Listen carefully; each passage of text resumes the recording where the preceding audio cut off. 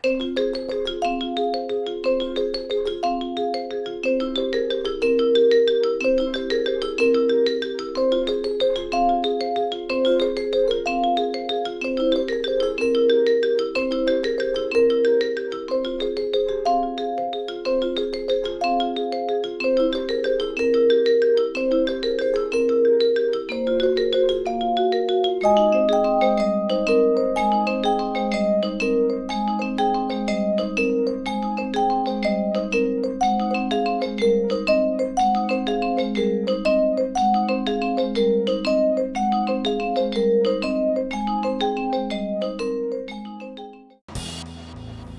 carpool with a coworker of mine who lives in Ventura as well, so after dropping him off, it's about an hour and 10 minutes from the time I leave work until I get to my front door.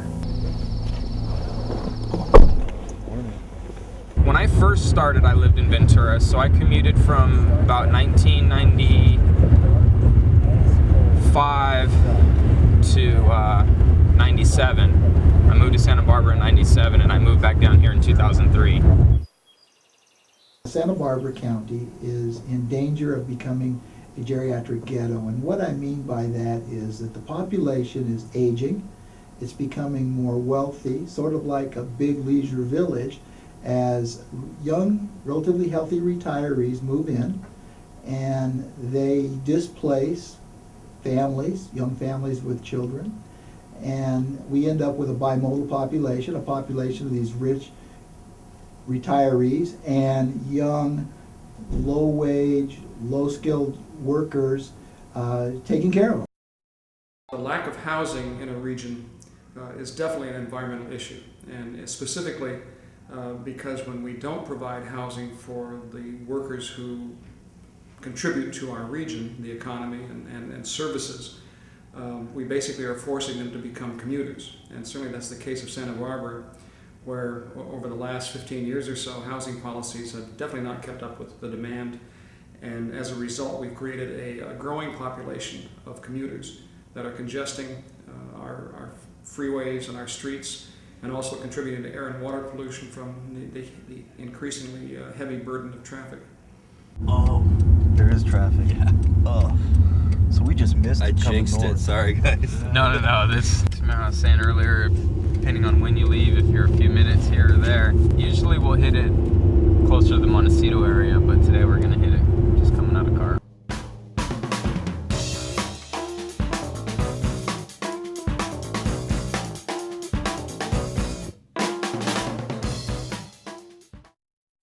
My wife was born and raised in Santa Barbara, so we always wanted to stay there, and we looked.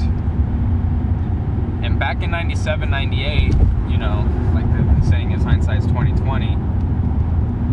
If I knew more about real estate and mortgage and all that, because I just never paid attention to it, I would have known that I could afford to buy a place back then, because it was cheap. I don't want to say cheap, but you know, it was affordable, $300,000 for places now that are going for $1 million. But I'd say the majority of the people that I know that work for the agency either live in Santa Maria or Ventura, and they commute. And they'll all say it because they can't afford to live in Santa Barbara.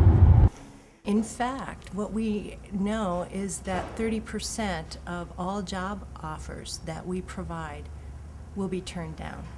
There is a reputation nationally that the cost of living in this area is more than anyone can bear. What we've noticed is we have significant turnover in the first 2 years of employment. And we have attributed that, after speaking to individuals upon their exit from the organization, to the 2 to 5 year employee is really looking to be able to purchase a home and begin their families. In Santa Barbara at this point, with the median sales price of $1.2 million, when we look at our average age is 44 years old. And so if we look at sort of average retirement age being around 65, and I look at our current employee population, over the next 5 years, over 100 people will be hitting that retirement age. This is the Cheshire Farms main headquarters. Employ around 1,100 employees is what we had this season. Expecting probably next season probably about 1,200 employees. Anywhere from harvesting produce and strawberries to mechanics, forklift operators, truck drivers, foreman supervisors, welders. We hire everything out of this office. Competing with the other industries in town, it's tough. Competing with the oil industry, some of the people like seeing the aerospace in them. I mean, they hire mechanics as well. It's hard to compete with them, but I don't necessarily blame that. I blame more the current housing market. Everything's gone through the roof. People who were able to acquire a home 3-4 years ago are staying in the area. People who did not are moving out of the area. They're moving to other areas that offer the affordable housing. Santa Barbara, the area really sells itself. It's a beautiful place to live, and being a firefighter is a unique occupation. It's a very, very difficult process to line somebody up with a good background that has the built-in physical ability and everything, and then they work towards that, and then it's a great disappointment to all of us when they reach close to their goal, working in the community here, but not being able to afford to live here. One of the issues that we face is that many of the first responders do not live locally, and if the need arose to recall off-duty personnel, response time could be delayed. If major arteries in the city were compromised, response time would be further delayed. Long-term solutions should be investigated to address this issue. The implications for our community are significant. In the unfortunate situation where there's a disaster, for example, that means that our critical workforce is not immediately available to us. At this point in time, there are 25% of our population live outside of the Santa Barbara area. And that means that they have to get here. And it was really interesting last year when we had the La Conchita disaster and the 101 was closed for individuals to come to work. Although we were amazed and very proud of our workforce, those who were here had to work many hours of overtime. Those who lived in Ventura, many were able to take a ferry here, and it took them 2 hours to get to work. There were stories of individuals that had to take the northern route, go around up through Bakersfield, and it took them 4 hours. So there were a lot of heroes, and that's what healthcare is about in my book. It's about heroes, taking care of the community. The challenge with having our employee population living outside of the area is our ability to respond to disasters. No, I am not. It's coming down.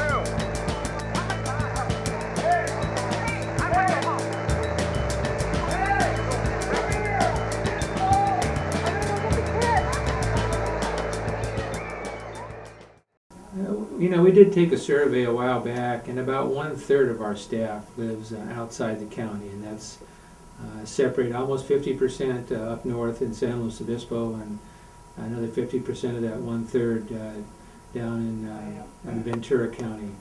And that really comes into play. As you know, just recently we had some of the closures in 101 with landslides and rock slides, and incident even in the people that were trying to be creative to get here. So we do have contingency plans in case there's a major disaster or terrorism response. It's very regional, but just to get people back to work and to call them, and we have I'll say a relatively large wildfire or something that we can manage here. It's difficult to get people sometimes as soon as we need them because of the distances. The La Conchita landslide affected a lot of workers both ways. The majority of us who live down south and were caught on the north end of the slide ended up staying. I have several coworkers that I worked with that weren't able to make it in to their shifts that worked with me because of the landslide, and those that I work with now in the detective bureau weren't able to make it through for about 2, maybe 3 days. Imagine an accident here. We of like that one last week. Yeah. We'd be sitting here having lunch.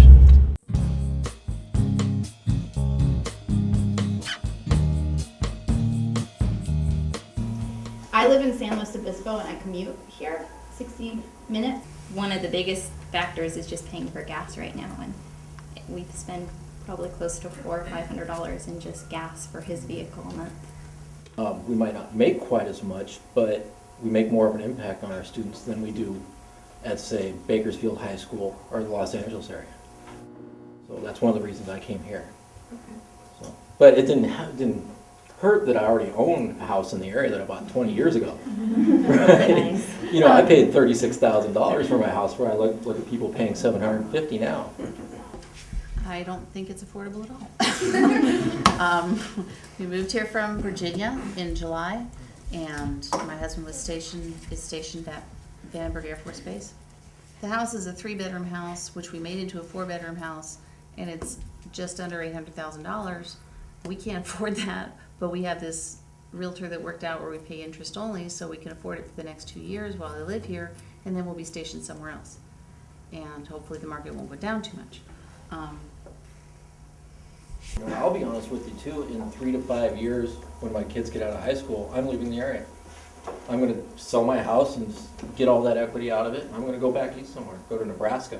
Maybe. I got relatives in Kansas, maybe I'll go there, you know, where I can sell my house that I paid $36,000 for and get $800,000 out of it and not have to work for a couple of years. I mean, it's ridiculous. We live just 4 blocks away on Olive and Anapamu, and we rent. It's a 2-bedroom, older home. It's probably from the 20s. It has a garage. It's a nice place, and we pay a lot of money for it. We pay $2,000 a month. As for purchasing a home, I don't necessarily think that's in our near future. I know Krista's father, my father-in-law, wants to help us out, but by that point, who knows what the market will be like. But we would like to. But. Okay. Yeah, both Tim and I work 2 jobs each, as well as trying to fit in other things. We met in high school.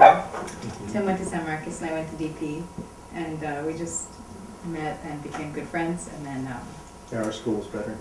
no, is that DP? I don't know. Consciously be able to stay here and continue to pay rent. I think it's really a struggle to pay the type of rent that they have around here with the wages that we make. I, for one, would love to live in the community that I serve and work for. We have family up here, and I think overall for my personal family life would be well. I mean, I'm taking away anywhere from 2 to 3 hours a day from my family and my young son. Owning a home, it's something that you've been able to accomplish because you've worked hard, you've earned it, and it's something that you know that you can take care of and you want to take care of. You want to raise your family. Me personally, I want to get into a home and stay as long as I can to raise my family in one location without having to have them move around and worry about, can we afford it here, can we make it here. I mean, we, to some degree now, especially when we lived up here, we're living almost paycheck to paycheck.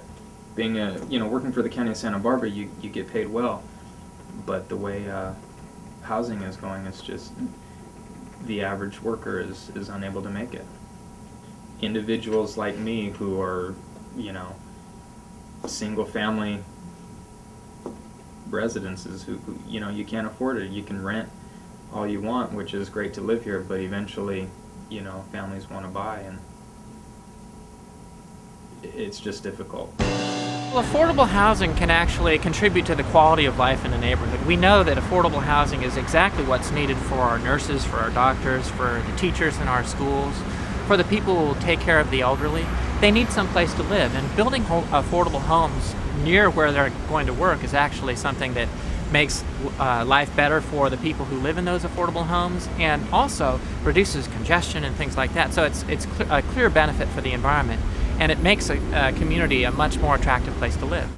people say, affordable housing kind of brings crime, but in actual fact, affordable housing brings higher property values to the areas around them, because the people that are attracted to affordable housing are teachers, cops, firefighters, people who have, and nurses, people who are working, who are already driving hours.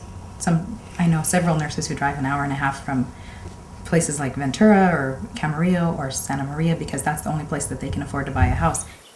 I think that ultimately everybody who works in our community has an interest in the community in general, and ultimately no one really wants to change it or make it worse, because Santa Barbara's unique and beautiful, and there's just so much to offer here. And affordable housing allows people like us that grew up in town to stay in town, where we didn't have the financial means necessary to buy housing as right now. And and not only that, but it helps us take an active role in our community. We're looking forward to volunteering a lot more, because there's so many times now when people ask us to do stuff and we're just like, we work that night, I work that night, or he works that night, and we try and do stuff on our opposing nights off, because we actually never interact on weeknights. He's home with Liam on the nights that I work, and I'm home on the nights that he goes to school or works. So we're kind of looking forward to just being able to reduce the 2 jobs down to 1 job each and be more active in the community. We know that there's no way that we could purchase a home on what we make from Coffee Cat, even after we're done paying our bank loans, for the shop, and so that everything that Coffee Cat makes is profit. There's just no way, given what the housing market is here, we will have to open other Coffee Cats or do other things. Jason's talked about getting another job, but in order to make enough money to afford a mortgage here, there's no way that we could do it on just the profits of 1 shop. And I was thinking about this, Krista has roots here, she has history in Santa Barbara, and it bothers me that there are folks like Krista who are increasingly unable to stay in the communities they were raised in. And I would like to be here, I like it, but to not be able to be near her family where she wants to be, to have her grandkids or our children and her family's grandchildren stay here and be near their grandparents, it sort of bothers me. The idea of workforce housing is a workforce investment for Santa Barbara County, and it's something that is very necessary and needed here to be able to recruit and retain people in Santa Barbara County. If they can't afford to live here, it makes it much more difficult for us to recruit and retain personnel. There are certain members in the community that oppose workforce housing because they're not really aware of the need and what it means in true terms. What is that community going to look like if it's developed within their neighborhood? So I think there needs to be a lot more public education that goes on specific to this issue, so that we can bring the community on board as opposed to opposing projects in this